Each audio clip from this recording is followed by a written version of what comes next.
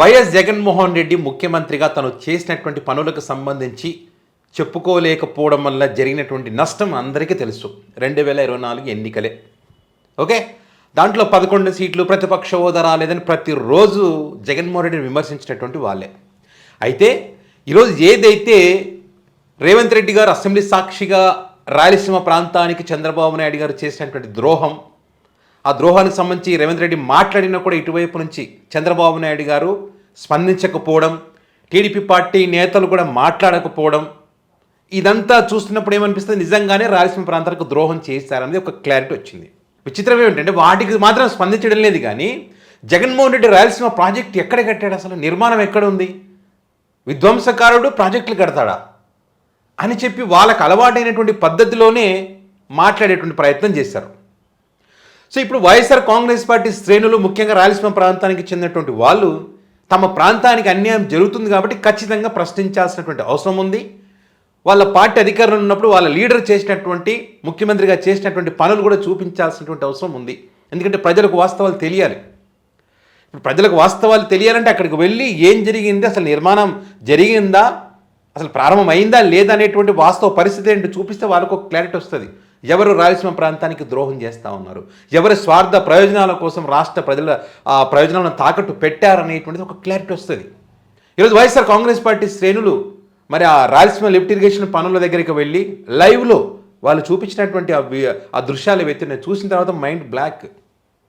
ఎంత పని చేశావయ్యా జగన్మోహన్ రెడ్డి, ఇంత అద్భుతమైనటువంటి కార్యక్రమాలు చేసి, అది కూడా కరువు కోరల్లో చిక్కుకున్నటువంటి రాయలసీమ ప్రాంతానికి వాళ్ళ దాహాన్ని తీర్చే విధంగా ఎన్నో సమస్యలు ఉన్నప్పటికీ పర్యావరణ అనుమతులు రావాలని ఇంకా రావాలని చెప్పి కొంతమంది జగన్మోహన్ రెడ్డి ఆ లిఫ్ట్ ఇరిగేషన్ పూర్తి చేస్తే ఎక్కడ మంచి పేరు వస్తుందన్న ఉద్దేశంతో ఆంధ్రప్రదేశ్కి సంబంధించిన లీడర్లు తెలంగాణ వారి చేత సుప్రీంకోర్టులో, హైకోర్టులో ఎక్కడ పడితే అక్కడ కేసులు వేయించినప్పటికీ కూడా మరి ఆ అనుమతులు వచ్చేలోగా ఈ పనులన్నీ పూర్తి చేయాలి.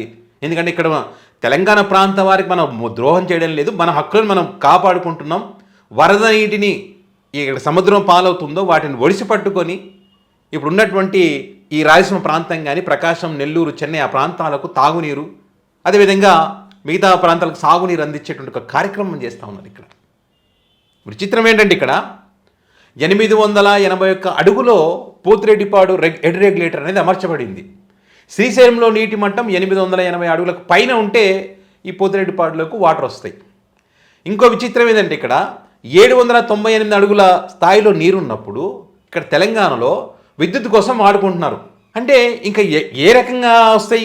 880 పైన ఉంటేనే నీళ్ళు వస్తాయి, ఇంకా దానికి లోపు ఉంటే చుక్క నీరు కూడా రాదు. సో అప్పుడు ఏం చేయాలి?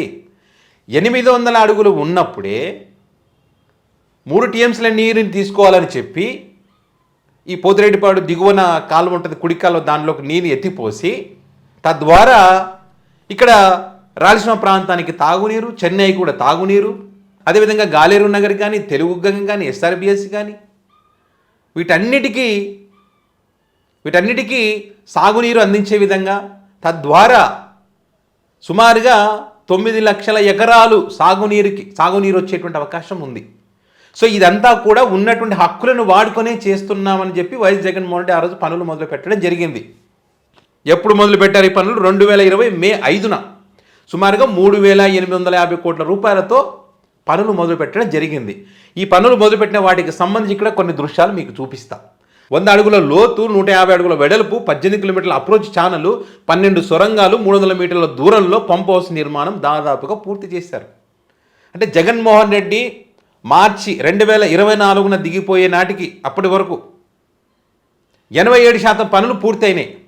తెలంగాణలో కూడా ఈ 87% పనులకు సంబంధించి ఇక్కడ నీటి హక్కుల కోసం మాట్లాడినటువంటి వారు కానీ వాళ్ళందరూ కూడా మాట్లాడడం జరిగింది. అప్పుడు అన్ని ఆటంకాలను ఎదుర్కొంటూ సుప్రీంకోర్టులో కేసులున్నా, ఎక్కడ కేసులున్నా, ఎవరు ఒత్తిడి తీసుకొచ్చినా ఇక్కడ హక్కులను వాడుకుంటూ నిర్మాణ రాయలసీమ ప్రాజెక్టు చేపట్టలేదని చెప్పి మాట్లాడతారు.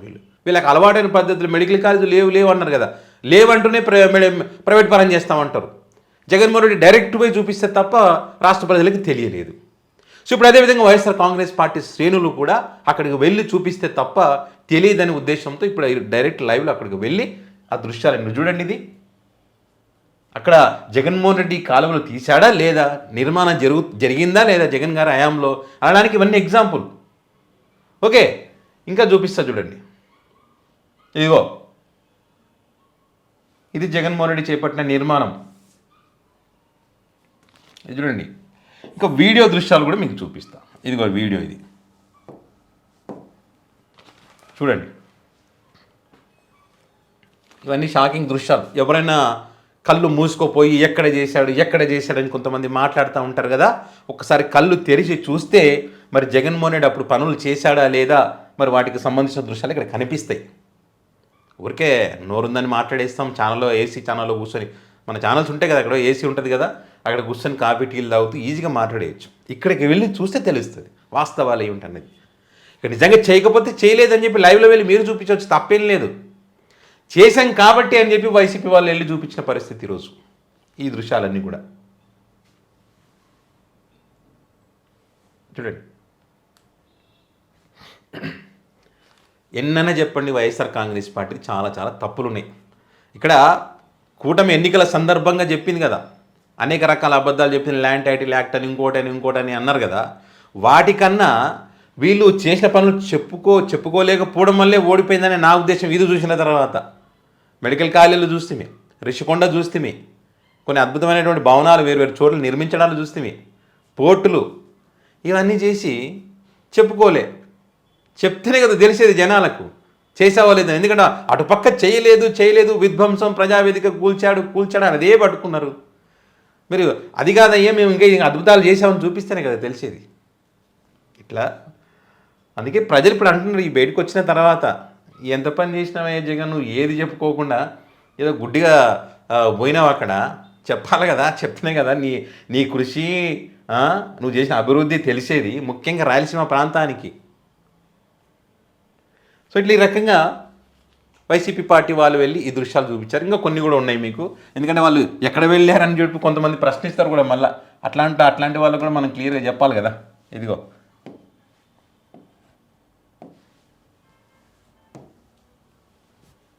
ఇది ఒకటి చూడండి.